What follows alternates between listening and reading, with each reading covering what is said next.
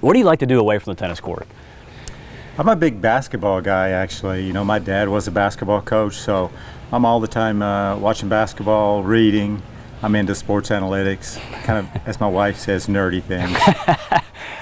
What is it about basketball? What turned you on to that? I know you played the game. Yeah. Well, growing up, you know, in Eastern Kentucky, my dad was a coach, so I got to go to practice. You know, if I got in trouble, the punishment was not getting to go to practice. So I don't know, it just seems like home, you know, watching basketball, thinking about basketball, studying basketball a little bit. I'm certainly not an expert, but it's a good way to get away from tennis.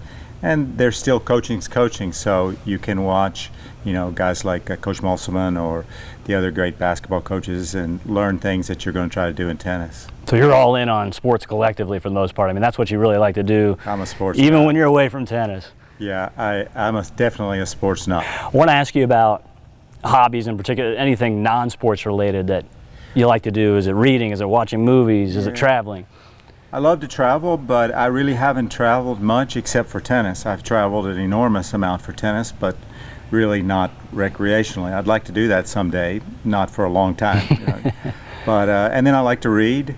Most of the time, though, the reading has something to do with the connection, you know, with sports. I'm really into the numbers thing, and there's a lot of cutting-edge things, you know, in stats or analytics that I like to read about, or probabilities. When you started as a head coach at this level, I mean, obviously you made multiple stops, 3-time SEC Coach of the Year. How have you seen the game evolve, just from a broad standpoint? Well, college tennis, or yeah. just, yeah. You know, I started in the SEC in 1984 as a women's coach at Mississippi State at 22, and basically got the job because nobody else would take it. Now, to be an SEC women's coach is enormous prestige and very difficult to get. So that's one enormous change. The resources that are available to the SEC schools to be able to spend on sports like mine, men's tennis, is just enormous relative to when I started. When I started, it was, you know, I was the facility manager, the facility man, the trash man, the transportation man, the trainer, you know, all those things that now if you're starting you might take for granted. You know, when I started, it was, I could never have imagined that the support that we'd have now in a sport like mine. That support was reserved for football and basketball back in those days. And that's why you love Arkansas so much. I mean, what is it about this place that you've fallen in love with since you arrived in 2013? Well, I always loved Arkansas because Arkansas was a basketball place, and it's very similar, you know, to my home state. So I feel very at home here. I think the people are down to earth, like where I'm from. And I feel like that it's home. They love basketball here. They love all sports here. The Razorbacks are important, really important.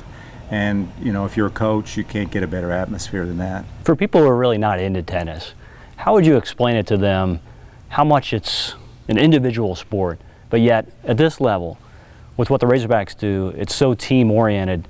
How do you embrace that, manage that? Yeah, that's the difficult question, is because all the guys that play in college come up with an individual background. And then when you get to college, it's still individual because you're on the court with yourself or with one partner, but you're playing as a team. And most of the guys have never had any experience with that. So if they come to play basketball for the Razorbacks, they've got some experience playing team sports. Now, you know, certainly it's different AAU than playing for the Razorbacks, but playing college tennis as opposed to playing ITF juniors or USTA is something that's completely different. So being able to sort of break those barriers down for the guys to understand, look, you know, we're playing for the Razorback. We're not necessarily just playing for ourselves. But you don't want to take away the individual part, because the better they are as an individual, the better we're going to be as a team. So it is complicated, and that is the art of the job, and it is something that I really enjoy about my sport.